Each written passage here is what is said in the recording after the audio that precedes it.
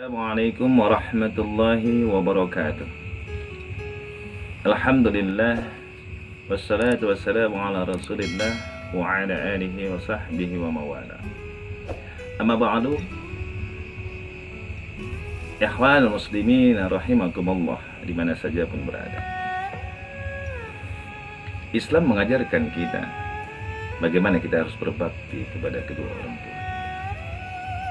Begitu pentingnya berbakti kepada kedua orang tua, sampai-sampai Allah Subhanahu wa ta'ala menempatkan posisinya setelah menyembah kepada Allah. Sebagaimana Allah telah firmankan dalam Al-Quran surah An-Nisa ayat 36, A'udzu billahi as-sami'il 'alim minasy syaithanir rajim. Wa'budullaha wa la tusyriku bihi syai'an wa bil walidaini ihsana. Sembahlah Allah dan jangan serikatkan ia dengan segala sesuatu, dan berbuat baiklah kepada ibu bapa. Ayat ini memberikan sebuah penegasan kepada kita betapa pentingnya berbakti kepada kedua orang tua. Apa sih hikmahnya? Hikmah berbakti kepada orang tua, sungguh Rasulullah SAW telah memberikan sebuah penegasan kepada kita bahwasanya Allah meletakkan ridhonya kepada kedua orang tua. Sebagaimana disabdakan Rasulullah dalam sebuah hadis yang diriwayatkan oleh Imam Al-Hakim dan Imam At-Tirmidzi dari sahabat Rasul Amr bin As radhiyallahu an, Rasulullah SAW telah bersabda, Ridha Rabbi ridal walidain wa sakhtullah fi sakhtil walidain. Ridhonya Tuhan, ridhonya Allah terletak pada ridhonya kedua orang tua.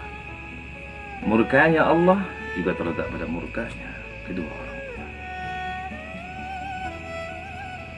Banyak kisah telah terjadi, menjadi sebuah pelajaran berharga bagi kita tentang orang-orang yang durhaka kepada orang tuanya. Salah satu kisahnya adalah pada masa Rasulullah Sallallahu Alaihi Wasallam. Dikisahkan seorang sahabat Rasul yang bernama Alqamah. Ia adalah seorang yang taat kepada Allah. Ibadahnya luar biasa. Salatnya tidak pernah tinggal. Puasa senantiasa dia kerjakan. Sedekah senantiasa dia keluarkan. Perbuatan-perbuatan baiknya sangat banyak. Namun karena satu hal saja, ia telah menyakiti hati ibunya. Dikarenakan cintanya kepada sang istri, hingga ia melupakan ibu. Dan hal ini ternyata membuat dirinya terhalang mendapatkan ridha Allah Subhanahu wa ta'ala. Sampai di akhir hayatnya, ia susah untuk mengucapkan kalimat thayyibah. Kisah ini banyak kita dengar dari para ulama kita, banyak kita dengar dari para tuan-tuan guru kita. Di dalam kitab Al-Kabair karangan Imam Az-Zahabi radhiyallahu an, kisah ini diabadikan bahwasanya Alqamah itu adalah seorang yang taat. Namun dikala ia sakit keras, dikala ia nazak, istrinya datang menjumpai Rasulullah SAW, memberitakan tentang keadaan Alqamah. Lalu Rasulullah SAW memerintahkan beberapa orang sahabatnya, Ammar bin Yasir, Suhaib Ar-Rumi, dan Bilal bin Rabbah, untuk menjumpai Alqamah dan mentalakinkannya. Maka segeralah para sahabat tersebut menjumpai Alqamah, datang ke rumahnya. Namun sayang, mereka berusaha mentalkinkan Alqamah supaya bisa mengucapkan kalimah thayyibah la ilaha illallah. Namun lidahnya keluh, lidahnya tidak bisa mengucapkan kalimat thayyibah. Lalu mereka datang menjumpai Rasulullah kembali dan menceritakan keadaan demikian tentang keadaan Alqamah kepada Rasulullah. bersabda kepada para sahabat, apakah ia masih memiliki orang tua? Salah seorang sahabat menjawab, ada ya Rasulullah, ia masih memiliki seorang ibu yang tua renta. Lalu Rasulullah memerintahkan salah seorang sahabat untuk menjumpai ibu. Katakanlah kepada ibu itu, kalau ia bisa berjalan, datanglah menjumpai aku. Andai kata ia tidak bisa, maka aku akan menemuinya. Kemudian sang ibu, ketika utusan tersebut datang menjumpai sang ibu dan disampaikan pesan Rasulullah kepadanya, lalu jawaban sang ibu, aku yang lebih berhak menjumpai Rasulullah Sallallahu Alaihi Wasallam. Maka berangkatlah ibu Alqamah dengan menggunakan tongkat, memakai tongkat, tertatih-tatih berjalan menjumpai Rasulullah Sallallahu Alaihi Wasallam sampai tiba di rumah Rasulullah. Kemudian ketika itu terjadilah dialog. Rasulullah bersabda kepada ibu Alqamah, ibunda Alqamah, jujurlah padaku. Andai kata kau tidak jujur, maka Allah akan mewahyukan kepada aku cerita yang sebenarnya. Lalu Rasulullah berkata, bagaimana pendapatmu tentang Alqamah? Ibu Alqamah menjawab, ya Rasulullah, Alqamah itu orang yang taat kepada Allah. Salatnya tidak pernah tinggal, puasa dia rajin, sedekah dia banyak melakukan kebaikan ya Rasulullah. Lalu Rasulullah berkata, bagaimana engkau menilai tentang Alqamah? Perasaanmu saat ini dengan Alqamah? Ya Rasulullah, aku sakit hati dengan anakku. Kalau demikian, kata Rasulullah, wahai Bilal, kumpulkan kayu bakar.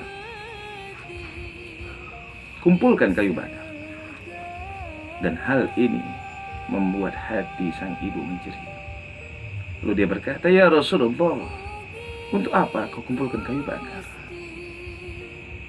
Untuk membakar Alqamah, kata Rasulullah. Azab Allah sangat pedih bila engkau tidak memaafkannya. Lebih bagus ia kubakar di dunia daripada ia dibakar di akhirat. Hal inilah yang membuat hati sang bunda, bagaimanapun perasaan telah tersakiti, bagaimanapun perasaannya telah dikhianati, bagaimanapun anaknya tidak pernah peduli kepadanya, dikarenakan sudah punya perhatian yang lain. Namun saat-saat anaknya mau disakiti, saat-saat anaknya mau dibakar Rasulullah Sallallahu Alaihi Wasallam, hatinya menjerit. Dia menyatakan, ya Rasulullah, aku memaafkan Alqamah. Begitu mendengar pernyataan daripada sang budak, Rasulullah memerintahkan Bilal bin Rabah untuk datang ke rumah Alqamah dan mentalkinkannya. Lalu Bilal bin Rabah datang, dan dari luar ketika sudah sampai ke rumah Alqamah, dia mendengarkan Alqamah bisa mengucapkan kalimah la ilaha illallah. Tidak lama kemudian meninggallah Alqamah saat itu juga. Ini menunjukkan sebuah pelajaran berharga bagi kita. Ternyata amalan seorang anak, sehebat apapun amalan itu, ia taat kepada Allah. Salat wajib yang senantiasa dia kerjakan, salat sunnah yang senantiasa dia dirikan juga, puasa yang sering dia kerjakan, sedekah yang sering dia keluarkan, perbuatan baik yang sering dia lakukan, ternyata tidak bisa mendapatkan ridha dari Allah Subhanahu wa Ta'ala andai kata ia durhaka kepada ibunya. Ternyata sifat kedurhakaan seorang anak menghalangi ridha Allah Subhanahu wa Ta'ala untuk dirinya. Oleh karena itulah, betapa pentingnya kita harus berbakti kepada kedua orang tua kita. Lebih-lebih orang tua kita yang sudah tua renta. Kita lihat, dahulu kulitnya yang kencang, kini keriput. Dahulu matanya yang terang, kini telah kabur. Kulitnya yang kencang, kini telah kendur. Giginya yang garang, kini telah gugur. Dia pun terkadang berbicara saja pun tidak jelas. Sudah mulai kabur pembicaraannya. Semakin panjang usianya, semakin susah keadaannya. Namun Islam mengajarkan kepada kita, bagaimanapun keadaan orang tua kita, tetaplah kita cinta kepadanya. Tetaplah kita sayang kepadanya. Tetaplah kita senantiasa memperhatikannya. Karena sesungguhnya Allah menguji kita sejauh mana kita mampu untuk menerima keadaan orang tua kita. Karena ridha Allah tetap Allah sandarkan kepada orang tua kita. Begitu pula lah bagaimana kisah seorang anak yang berbakti kepada orang tua. Sebagaimana juga pernah terjadi di masa Rasulullah, seorang tabi'in yang bernama Uwais Al-Qarni. Seorang yang fakir, pemuda yang fakir, kena penyakit belang. Hidupnya yang susah. Pekerjaannya hanya mengembala unta dan kambing-kambing orang, yang kemudian mendapatkan upah dari situ dan cukup hanya untuk makan mereka berdua dengan ibunya, dia dan ibunya. Namun bagaimanapun keinginan ibu, bagaimanapun perkataan ibu, ia senantiasa menurutinya. Ia patuh kepada ibunya. Ia cinta kepada ibunya. Ia sayang kepada ibunya. Padahal ibu Uwais Al-Qarni ini sudah lumpuh, buta pula. Namun perhatian Uwais kepada ibunya sangat luar biasa. Sampai-sampai pernah sang bunda berkata kepada Uwais Al-Qarni, "Sungguh aku ingin berangkat ibadah haji." Ternyata hal ini membuat Uwais Al-Qarni berniat betul untuk bisa menyampaikan cita-cita sang bunda. Dia berpikir keras bagaimana kiranya bisa memberangkatkan haji sang bunda. Dikisahkan bagaimana Uwais Al-Qarni berupaya semaksimal mungkin supaya ibunya bisa berangkat menunaikan ibadah haji. Dia berpikir Yaman dan Mekah itu sangat jauh. Yaman dengan Mekah itu sangat jauh. Orang-orang berangkat haji dengan menggunakan onta. Kala itu dia tidak memiliki onta. Uang pun tidak ada. Akhirnya dia berinisiatif untuk membeli seekor sapi. Anak sapi. Lalu anak sapi yang dia beli, dia taruh di kandangnya di atas bukit.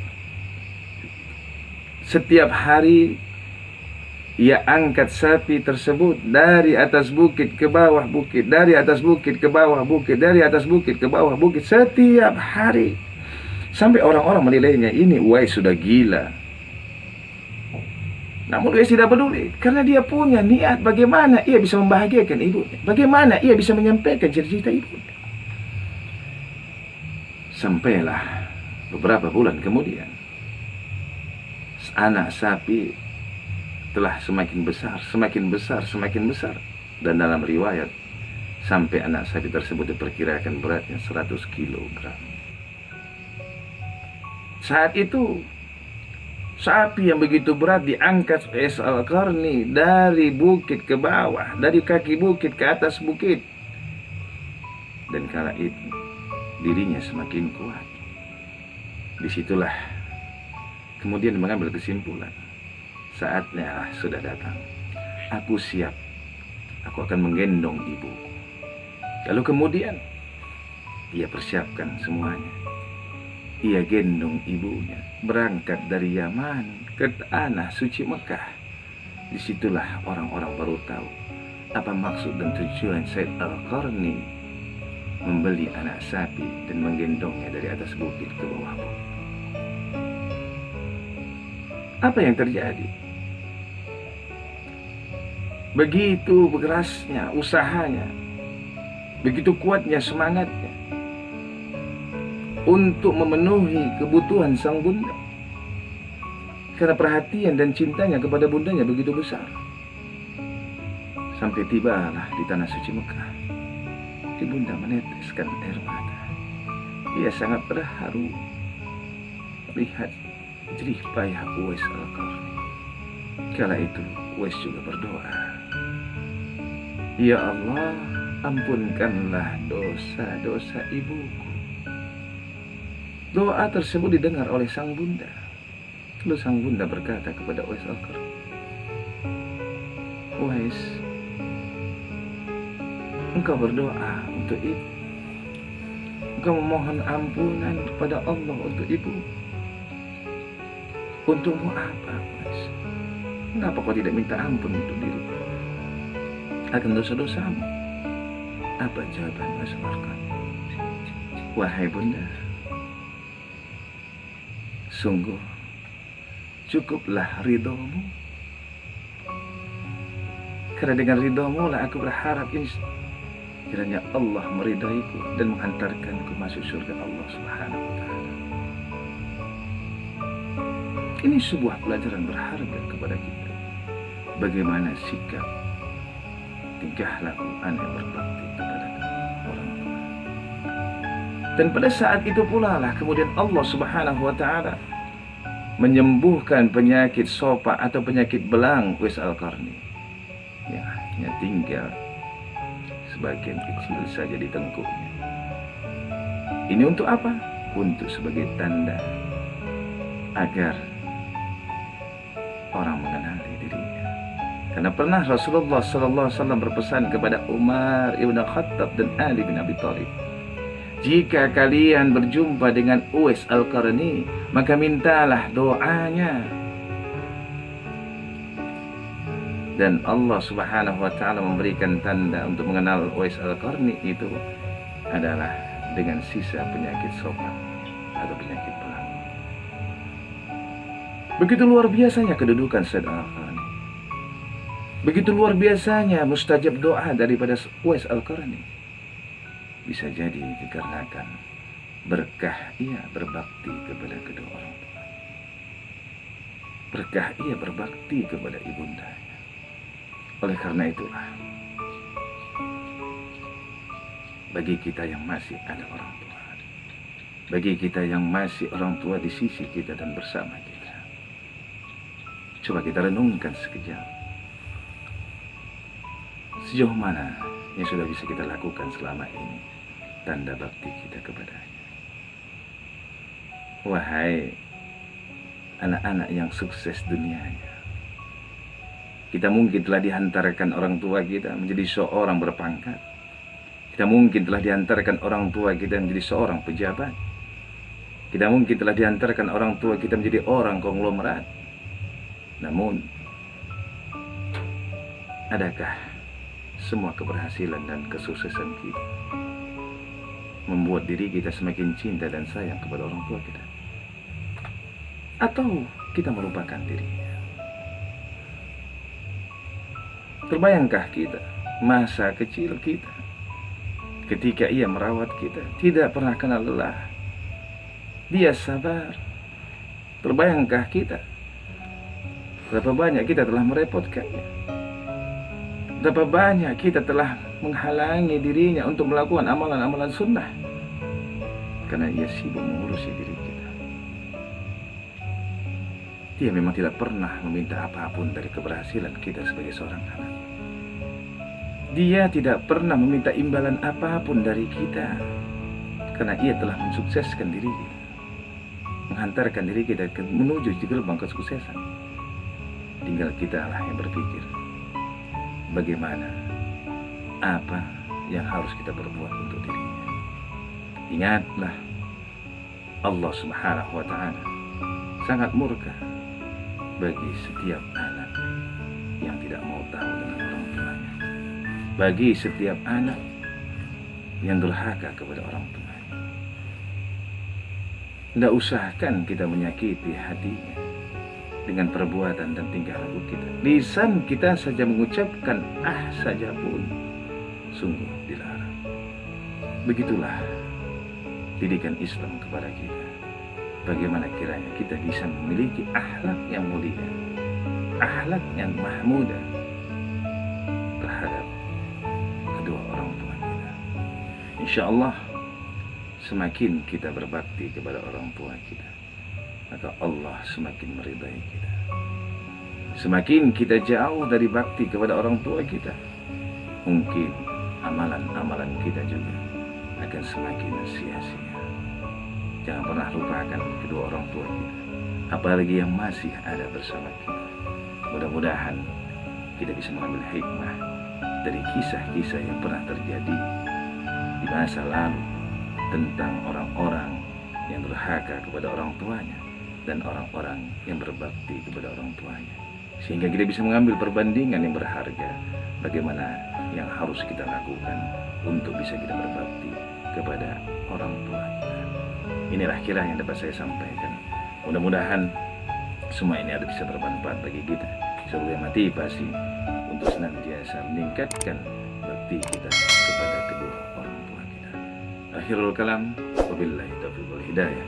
Wassalamualaikum warahmatullahi